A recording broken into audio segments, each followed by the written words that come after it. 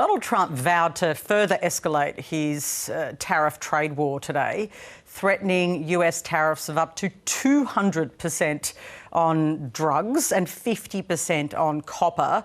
But there's still quite a lot of confusion around what he means. What does this latest development mean? What do we know for sure?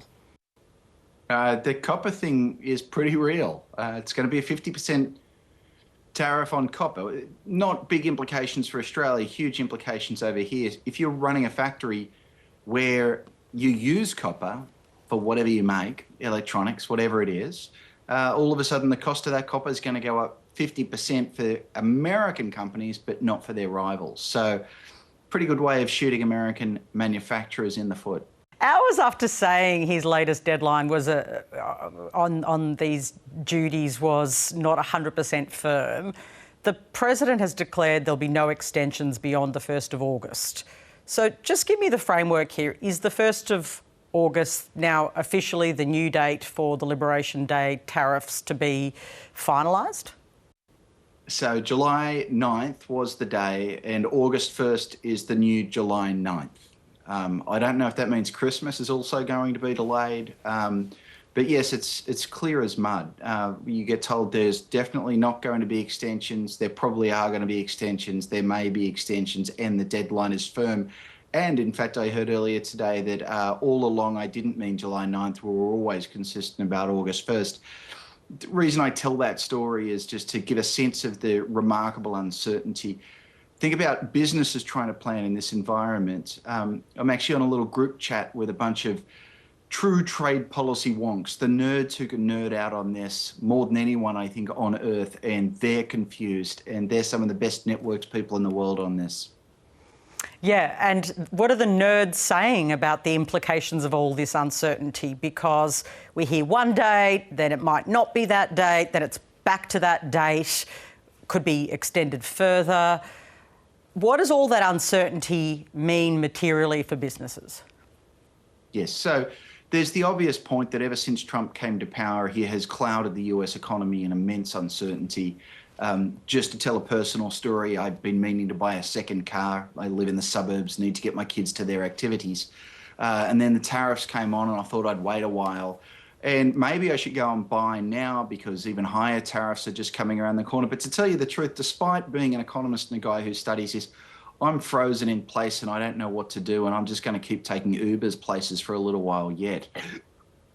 I think that's not just my family's story, though. That's the story of many other families. And just as importantly, it's the story of many, many businesses as well.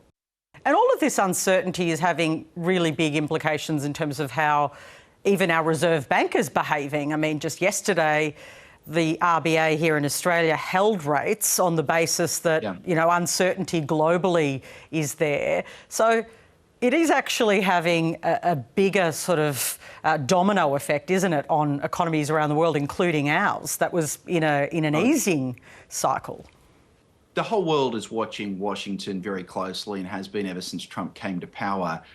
He's wielded the tools of power and the immense power of the United States with reckless abandon.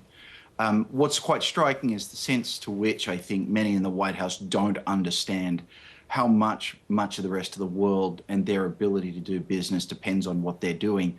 Their continual failure to get their homework done, to treat others with respect, to meet deadlines or to provide any clarity, I think they simply don't understand. When it comes to monetary policy, there's a very big difference between Australia and the UK. The US.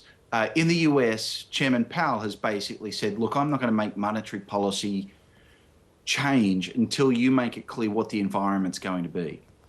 That's the argument for holding off. I think my advice to the Aussies would be, this bloke's going to be in power for 4 years. We're barely, 150 days through it. He's not going to become less uncertain. The curveballs he's throwing are not going to be any less curvy, and this is just a fact of life now. Donald Trump's trade policies have hit Asian countries particularly hard. On Monday, he announced plans to impose tariffs of up to 40% on goods from 14 countries: Bangladesh, Japan, South Korea. Why are they being targeted in this particular way? I think it's less about the region and more about the fact that those are all countries that the US runs a trade deficit with. The president is obsessed with bilateral, that is country to country, trade deficits and trade flows. By his view, if we buy more from them than they buy from us, they're ripping us off. And so that's why those countries have come in for particularly harsh treatment. That was particularly true for Liberation Day, and the new set of tariffs are basically the same tariffs, plus or minus a couple of percentage points just to keep you guessing. Now, that's actually very good news for Australia. Australia buys more from the US than the other way round, which means that in President Trump's eyes, he's screwing Australia. He, of course, is wrong there. But that does mean that we are unlikely to be the target for hefty tariffs.